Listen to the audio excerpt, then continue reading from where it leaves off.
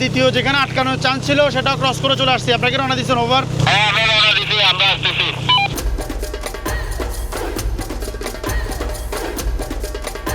এই মেয়েটির জন্য বুকে আমার এই অসহ্য ব্যথা। 9টা বেজে 18 মিনিট, দিন 3টায় শুরু করে এখন 9টা বেজে 18 মিনিট। Hey guys, welcome to Sangu river. অনেক অনেক অনেক দিন, প্রায় দীর্ঘ 2 থেকে 3 বছর বন্ধ থাকার পর, আমি যদি ভুল না করি এটা আমার 6তম বার আমি যাচ্ছি আমিয়াখুম, এর পরবর্তীতে নাফাখুম। লাস্ট বার গিয়েছিলাম মনে হয় 22-এ, এরপর আর যাওয়া হয় নাই। আপনারা তো জানেন বিভিন্ন ইস্যুর কারণে বন্ধ ছিল। তো এবার চেষ্টা করব ভালো কিছু, বেটার কিছু ভিউ আপনাদেরকে দেখানোর। এখন ঘড়িতে সময় হচ্ছে 2টা বেজে 45 মিনিট। আমাদের অলরেডি একটু লেট হয়ে গিয়েছে। আমি যদি উত্তাল সাঙ্গু একটু দেখাতে চাই, শীতকালীন সাঙ্গু, শীতকালীন সাঙ্গুর ভিউটা আসলে অন্যরকম।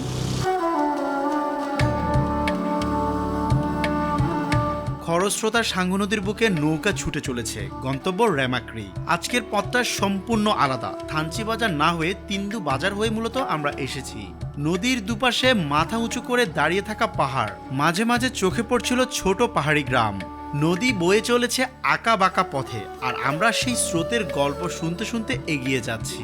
সাঙ্গু নদীর রাজা পাথর ও ছোট বড় পাথরের ফাঁক বলে নৌকা চলার অভিজ্ঞতা বারবার এলেও ভালো লাগাটা কখনোই কমে না। একই পাহাড়, একই নদী, তবুও প্রতিবার ছুঁয়ে যায় মন। সম্পূর্ণ বর্ষায় পানি প্রায় ওই উপর লেভেল পর্যন্ত থাকে, অ্যান্ড সম্পূর্ণ বর্ষা আসলে আপনি চাইলে এখানে মুভ করতে পারবেন না। খুবই খরস্রোতা থাকে এই নদী। বোট যদি কোনো কারণে উল্টে তাহলে একদম অবস্থা খারাপ হয়ে যাবে। নদীর স্রোত কমে এলে নৌকা থেমে যায় বাঘের মুখে। পায়ে পায়ে নেমে নদীর বুক চিরে হেঁটে যাওয়া, এটাও এই পথের অংশ।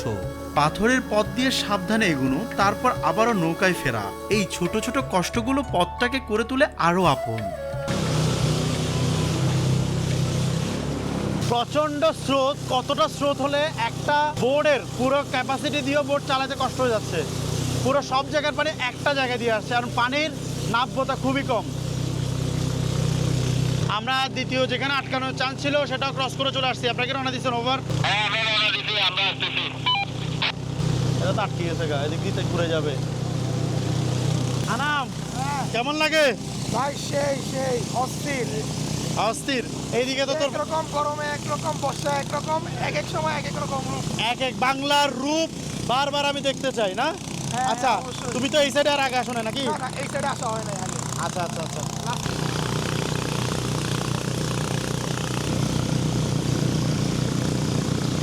তো সেই অনেক দিন পর, অনেক দিন বলতে অনেক বছর পর, প্রায় 3 বছর প্লাস পর আবারও আসলাম এই রেমাক্রির মুখে। এখানেই বোট থেকে নামলাম। আসলে ঠান্ডা পানিতে যদি একটু মুখ না ভিজাই তাহলে অধুরা থেকে যায়, তো একটু করে মুখটা ধুয়ে নিই। গ্রুপের ব্রিফ শেষ, এখন হাঁটার পালা। রেমাক্রি খালে পৌঁছে একটু ফ্রেশ হয়ে শুরু হলো হাঁটা। আজকের পথ অনেক লম্বা, সরাসরি আমাদের গন্তব্য জিন্নাপাড়ায়।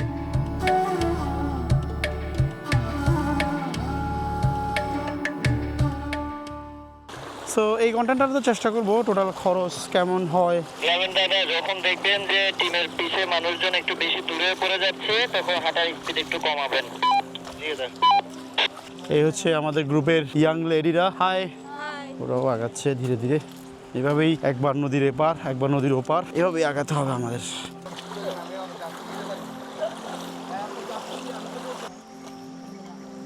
A few minutes later. মাঝখানে একটা মেয়ের উপর সে ভাড়ে, ছুরি কাছি শুয়ের খোঁচা তার যেন না লাগে। আমার বাচ্চা মরা পরে তার জীবনটা আগে গো ডাক্তার, ও ডাক্তার।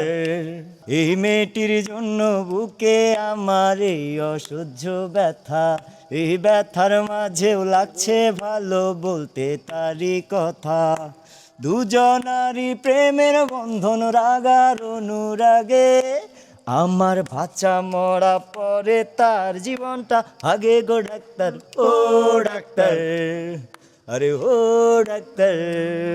খুবই চমৎকার ছিল। আমার স্যান্ডেলটা ছিঁড়ে গেছে। এখন সবচেয়ে মজার কথা হচ্ছে ফর দ্য ফার্স্ট টাইম মনে হয় বাংলাদেশে কেউ সার্জারির সুতা এবং সার্জারির সুই ব্যবহার করে স্যান্ডেল শিলাচ্ছে, এবং ভাগ্যিস আমাদের গ্রুপে একটা ডক্টর আপু ছিল, এটা আমাদের জন্য অনেক উপকারী। Thank you so much. For the first time surgery সুই এবং সুতা দিয়ে স্যান্ডেল শিলা হচ্ছে।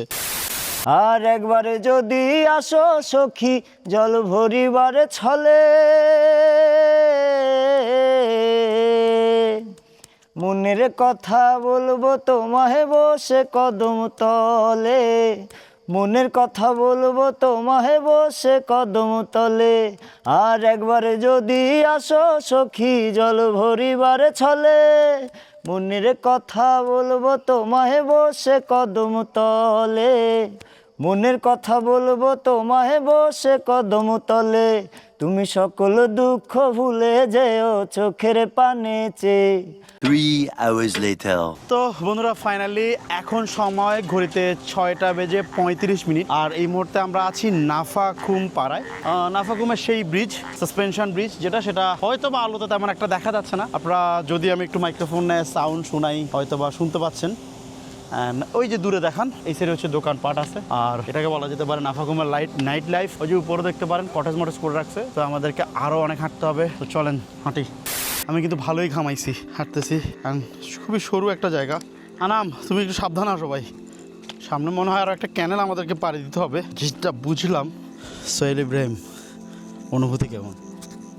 বাজে অনুভূতি।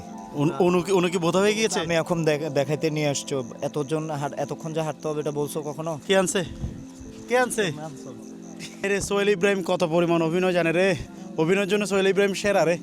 ভাই বাঁচাও, বাঁচাও আমাকে।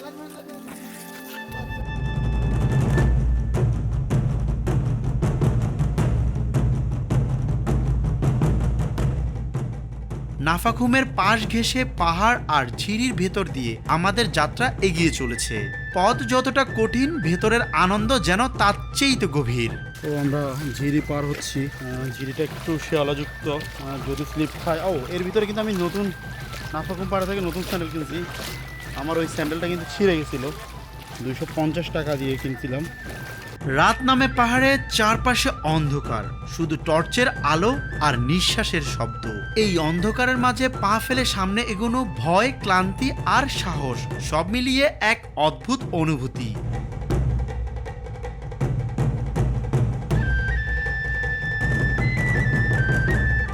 2 hours later. এখন আমরা জিন্নাপাড়ার যে রোড সেটাতে উঠবো, আর ঘড়ির কাঁটায় আমরা আরাম, যদি ভুল না করি আমরা ট্রেকিং কয়টা থেকে শুরু করছিলাম? রায়মাক্রি মুখ থেকে আমরা 3টায় যাত্রা শুরু করছি। এখন হচ্ছে যদি দেখাতে চাই 9:18, মানে 3টায় শুরু করে এখন 9:18। অ্যান্ড আমি যদি অফলাইন গুগল ম্যাপ দেখাই, এই হচ্ছে জিন্নাপাড়া, দেখতে পাচ্ছেন? এই হচ্ছে জিন্নাপাড়া। আমি একটু কাছে আনি দেখাই। সো এখন 9:18। উফ, বিসম্ভব একটা ট্রেকিং হলো, খুবই ক্লান্ত শরীর। এখন সোহেল ভাইরা গেছে, যদি মুরগি টুরগি পায় সেটা ধরবে। ফাইনালি জিন্নাপাড়ায় পৌঁছাইলাম। এখানে 2টা গ্রুপ, যেহেতু 2 গ্রুপ 2 দিকে ডিস্ট্রিবিউট হচ্ছে। আমরা এই ঝুমঘরটাতে থাকবো, ঝুমঘরে থাকার মজাই আলাদা। এই হচ্ছে আমাদের বিশিষ্ট ক্ল্যামন্দা, ফেমাস ক্ল্যামন্দা। Okay, 1 2 3 go action. A few minutes later. So everyone, আমরা রেস্ট করলাম, ফ্রেশ হয়েছি। দেখেন জায়গাটাকে পড়ছি, গেঞ্জি পড়ছি। আনাম, কি খবর? অনু আছে না ভোতা হয়ে গেছে? ভাই অনুভূতা হয়ে গিয়েছে আজকে অবস্থা খুবই খারাপ। এখানে হচ্ছে আমাদের ঝালমুড়ি পার্টি হচ্ছে, অলরেডি খাওয়া শেষ। আমি দেখতে পাচ্ছি আমার জন্মদেশের দুজন। কি করছো তোমরা এই বান্দরবনের গভীর পাহাড়ে? পেঁয়াজ কাটছো দেখি, বলো বালক। আমরা হচ্ছে ছোটবেলায় যেটা বলে জোলাপাতি বলে আর কি, অনেক চড়ুইভাতি সুন্দর করে চড়ুইভাতি বলে, অনেকটা চড়ুইভাতির মতো। পাহাড়ে আসলে আসলে নিজেরা মিলে কাটাকুটি করে রান্না করাটা হচ্ছে অনেকটা চড়ুইভাতির মতো, যেটাকে অনেকে জোলাপাতি বলে, চড়ুইভাতি বলে। এই জিনিসটা খুবই মজা।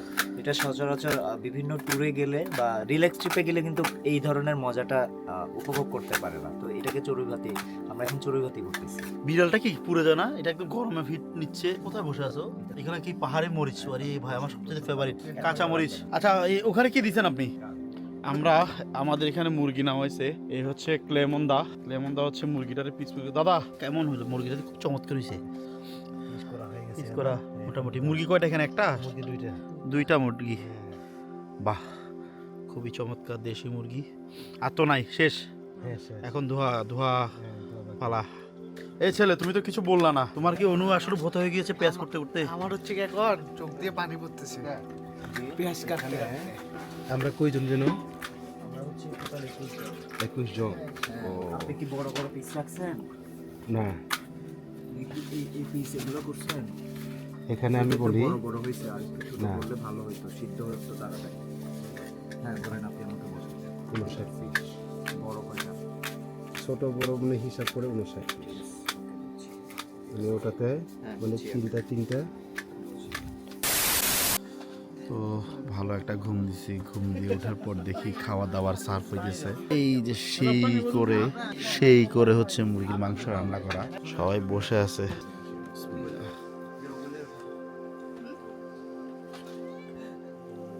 The next day. Hello everyone, আসসালামু আলাইকুম এবং শুভ সকাল। এটা হচ্ছে আমাদের জিন্নাপাড়ায় দ্বিতীয় দিন এবং এটাই শেষ দিন সকাল। এখনের যাত্রা হচ্ছে যে সেই কাঙ্ক্ষিত আমিয়া খুম। আমরা যাব প্রায় মোটামুটি একটা ভ্যালি ধরে, এর পরবর্তীতে দেবতা পাহাড় ধরে নামবো, আমরা ঘুরবো, সাতবাই খুম, ভেলা খুম, এগুলো সবকিছু আছে। অ্যান্ড সকাল সকাল সোহেল ইব্রাহিম হচ্ছে খিচুড়ি রেডি করছে, সবাই একদম আর্মি কমান্ডার মতো তুলছে। আর এগুলো যে গামছা আনাম, সে আমার সকাল সকাল জ্যাকেট নিয়ে বেরিয়ে গেছে। এটা তো ভিজা বেড়া, গন্ধ বেড়া, ঘামের গন্ধ, ঘাম মুছছিস বেড়া।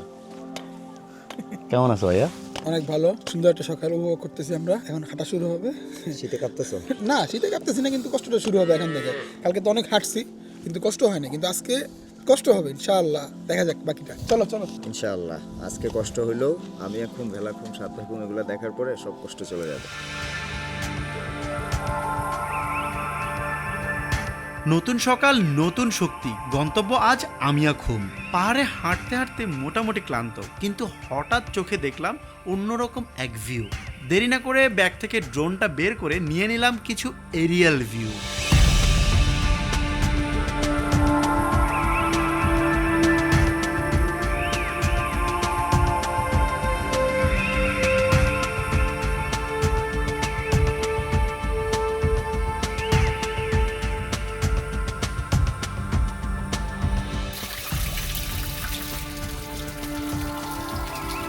ঝিরি দৌড়ে পাহাড়ি রাস্তা পেরিয়ে আমরা পৌঁছে যাই দেবতা পাহাড়ের চূড়ায়।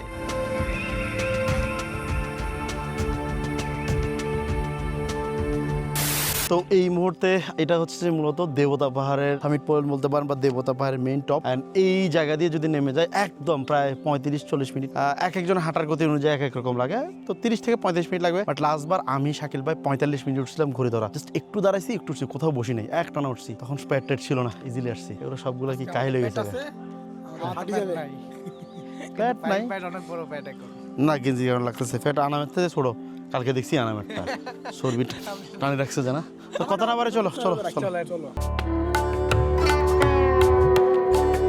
এখন নামতে হবে একদম নিচে। মাদার ট্রি, ঘন ঝোপঝাড়, পাহাড়ের বুক চিরে নামা। প্রকৃতি এখানে তার পুরো শক্তি নিয়ে দাঁড়িয়ে আছে।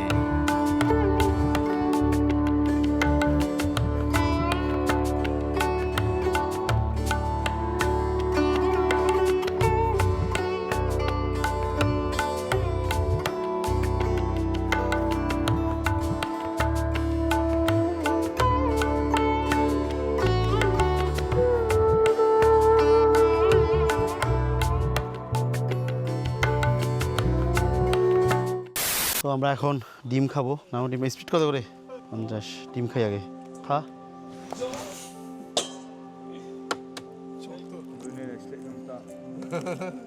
এই ডিমটা নিলাম, ডিমটা 50 টাকা নিল।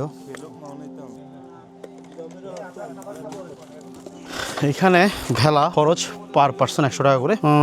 এই বাঁশগুলো ওই যে দেখালাম না তখন আসার সময় একটা ঝোপ, ওই ঝোপেই মূলত এই বাঁশগুলা ছিল, ওই জায়গা থেকে মূলত কেটে আনা হয়েছে এবং ভেলার মাঝি আসছে।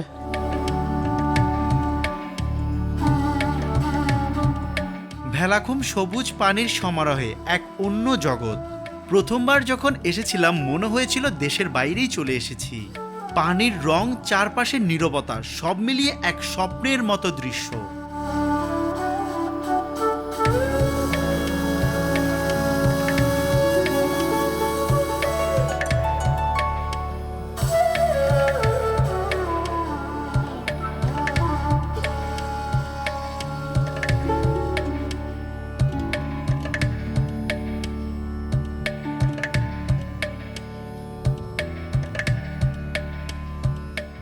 আনাম ডাক পারি। ভাই কি অবস্থা? কি ভাই ব্যাগের ভিতরে সাবধানে। তুই ভরে যা, তুই ডুবে যা, তো ব্যাগ ডুবাইস না। যুগের ভিতরে বহুত টাকার জিনিস আছে এখানে, সম্পদ, বহুত ফুটেজ মানে আজকে সকালে যা ফুটেজ পাইলাম সব। আল্লাহ মাশাআল্লাহ মাশাআল্লাহ, আল্লাহ সুবহানাহু ওয়া তাআলা।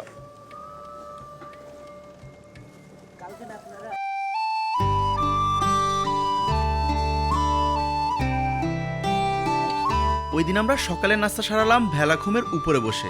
এই ডিম খিচুড়ি কিন্তু সোহেল ভাই জিন্নাপাড়া থেকে রেডি করে এনেছে আমাদের জন্য। ভেলাখুমে এসেছি বহুবার, কিন্তু ভেলাখুমের ভিতরে যে এত সুন্দর দৃশ্য আছে সেটা আমার জানা ছিল না। পাখির চোখে দেখলাম আরো সুন্দর একটা প্লেস। কখনো যদি আবার আসি অবশ্যই ওইদিকে যাব।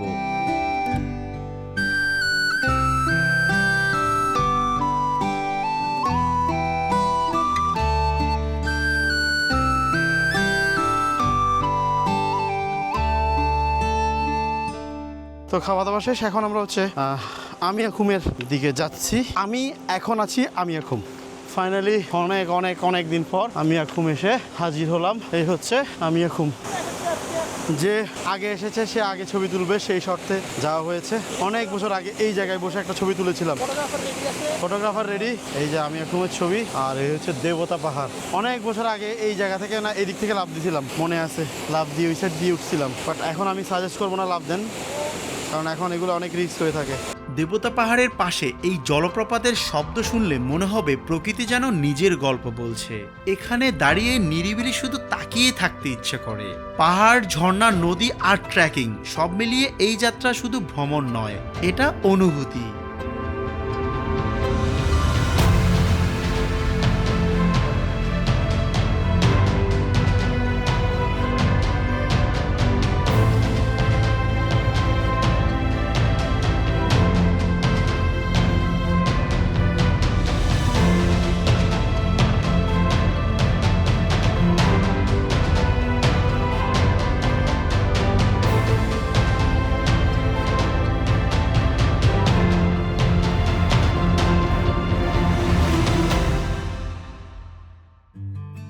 ওমিয়াখুম দেখা শেষে এখন আমাদের আবার ফিরে যেতে হবে সেই জিন্নাপাড়া।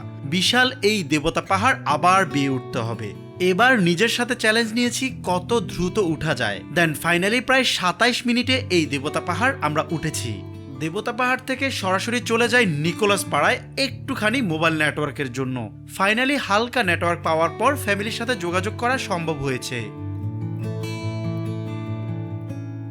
2 hours later. আরে না কি আমার জায়গা আমরা এর পরবর্তীতে আসলে জিন্নাপাড়া আসলাম। নুডলস, সোহেল ভাই নুডলস রান্না করছে, নুডলস খাইলাম। এখন আমরা এখান থেকে বিদায় নিচ্ছি। আজকের ব্লগটা শেষ করব। আমরা কই যাবো এখন? নাফাকুম পাড়া যাবো। সেকেন্ড ব্লগে সবার সাথে দেখা হবে। এন্ড এই ভিডিওটা কেমন হয়েছে সেটা জানাবেন, ঠিক আছে? ওর জন্য আর একটা মেয়ে দরকার। ওর জন্য একটা দরকার। তারপরে যা ফান করতেছি। ভিডিওটা যদি ভালো লেগে থাকে অবশ্যই like, comment, share and subscribe করতে মাস্ট বি, যেন ভুল না হয়। মূলত দেখা হচ্ছে আপনাদের সাথে নেক্সট নাফাকুমের ব্লগটাতে দেখা হবে। নাফাকুম পাড়া আমি আগে কখনো থাকিনি, কারণ এই পথ দিয়ে সবসময় হেঁটে গেছি। তো দেখেন আমাদের গ্রুপের টোটাল যে মেম্বার আছে, এই মেম্বারগুলো এই দিকে যাচ্ছে। আর টোটাল এই ট্রিপে আপনি যদি ইভেন্টের সাথে আসেন, গ্রুপের সাথে আসেন, তাহলে আপনার ঢাকা থেকে 9.5 মতো খরচ হবে, আর চট্টগ্রাম থেকে 8.5 বা 8 মতো খরচ যাবে। এখন আপনি যদি সোলো আসেন সেটার ভিন্ন কথা, ভিন্ন খরচ। গ্রুপে আসলে যে সুবিধাটা সেটা হলো যে অনেকে পথ চিনেন না, অনেক কিছু জানেন না, রান্না বান্না গ্রুপের হোস্ট রান্না বান্না করে, এটা একটা ফ্যাসিলিটি পাওয়া যায়। তো এত কথা বলবো না, দেখা হচ্ছে নেক্সট ভিডিওতে। ততক্ষণ পর্যন্ত ভালো থাকুন, সুস্থ থাকুন, আল্লাহ হাফিজ। কালো জলে কুচুলা তলে ডুবলো সনাতন, আজ সারা না কাল সারা না পাই যে দর্শন। নদীর ধারে চাষে বধূ মিছাই করোয়া, হিরে হিরে বা কালো দি বইছে বারোয়া। চিংড়ি মাছের ভেতর করা তাই ঢালেছি ঘি, আরে নিজের হাতে ভাব ছাড়েছি, ভাবলে হবে কি। চিংড়ি মাছের ভেতর করা তাই ঢালেছি ঘি, আরে নিজের হাতে ভাব ছাড়েছি, ভাবলে হবে কি। চালর চুলা লম্বা খোঁচা খুলে খুলে যায়, দেখি স্বামীর বিবেচনা কার ঘরে সময়। কাল জলে চুলা তলে ডুবলো সনাতন।